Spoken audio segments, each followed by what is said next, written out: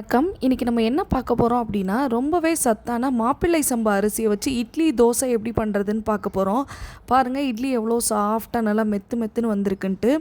First இது செய்கிறதுக்கு 2 cup அளவுக்கு இட்லி அரிசி எடுத்துக்கோங்க. ரேஷன் அரிசி இல்லை கடையில் வாங்கின அரிசி எதுனாலும் எடுத்துக்கலாம். 2 கப் இட்லி அரிசி, 2 கப் மாப்பிள்ளை சம்பா அரிசி எடுத்துக்கோங்க.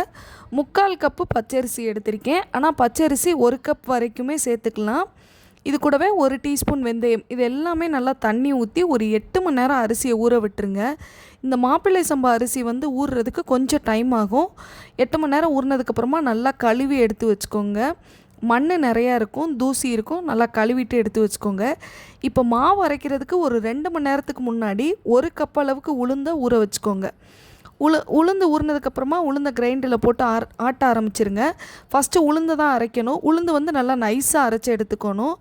அரிசி பார்த்திங்கன்னா கொஞ்சம் கொரப்பாக ரவை பக்குவத்தில் அரைக்கணும். ரொம்ப நைஸாக அரைக்க வேண்டாம். நான் மாவு அரைக்கும் போதே அதில் உப்பு சேர்த்துருவேன். ஸோ அதுவும் நல்லா அரைஞ்சிரும். ஜஸ்ட்டு கைட்டை மிக்ஸ் பண்ணி வச்சிட்டோம் அப்படின்னா நமக்கு ஒரு 8 மணி நேரத்தில் நல்லா புளிச்சு வந்துடும். இப்போ மாவு புளிச்சு வந்ததுக்கப்புறம் இட்லி பாத்திரத்தை நல்லா தண்ணி ஊற்றி சூடு பண்ணிவிட்டு அதுக்கப்புறமா நீங்கள் இட்லி ஊற்றுனீங்க அப்படின்னா உங்களுக்கு ஒரு 10 நிமிஷத்துலேயே நல்லா வெந்து வந்துடும். இட்லியுமே நல்லா சாஃப்டாக அந்த துணியில் ஒட்டாமல் வரும். அதனால் எப்போவுமே இட்லி ஊற்றும் போது அந்த துணி நல்லா ஹீட் ஆகணும். அதுக்கப்புறமா நீங்கள் இட்லி ஊற்றுனீங்க அப்படின்னா உங்களுக்கு நல்லா எடுக்கும் போது ஒட்டாமல் அழகாக வரும். இப்போ இட்லி ஊற்றிட்டு மூடி வச்சுருங்க. ஒரு 10 நிமிஷம் இப்படியே வேக விடுங்க. ஹை ஃப்ளேமில் வச்சு நல்லா ஒரு 10 நிமிஷம் வேகட்டும். இப்போ 10 நிமிஷத்துக்கு அப்புறம் ஓப்பன் பண்ணி கையில் தண்ணியில் தொட்டுட்டு அந்த இட்லி மேலே வச்சு பார்த்தீங்க அப்படின்னா மாவு கையில் ஒட்டாமல் வரணும். இதுதான் கரெக்டான பக்குவம். வெந்து வந்துருச்சு. இப்போ இதை எடுத்து வேறு ஒரு பிளேட்டில் வச்சுட்டு மேலாப்பில் லைட்டாக தண்ணி தெளிச்சுக்கோங்க. தெளிச்சுட்டு இந்த மாதிரி திருப்பி விட்டு எடுத்தீங்க அப்படின்னா உங்களுக்கு துணியில் ஒட்டாமல் அழகாக வரும். பாருங்கள், இட்லி எவ்வளோ சாஃப்டாக நல்லா அழகாக வந்திருக்குன்ட்டு.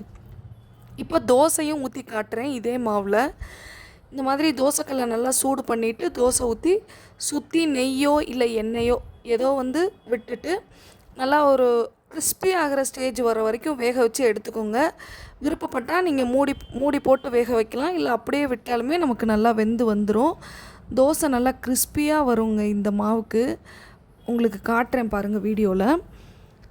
எடுக்கும் போதே நமக்கு அழகாக அப்படியே பார்க்குறதுக்கே தெரியும். நல்லா கிறிஸ்பியாக மடக்கி போட்டு காட்டுறேன் பாருங்கள், எவ்வளோ கிறிஸ்பியாக வந்திருக்குன்ட்டு.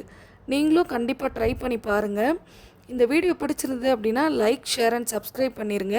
நான் இதே மாப்பிள்ளை சம்பா அரிசியை வச்சு இதுக்கு முன்னாடி குழிப்பணியாரம், அதுக்கப்புறமா மாப்பிள்ளை சம்பா களிலாம் போட்டிருக்கேன். அதோட ரெசிபி வேணும்னா கீழே கொடுக்குறேன், செக் பண்ணி பாருங்கள். தேங்க்யூ.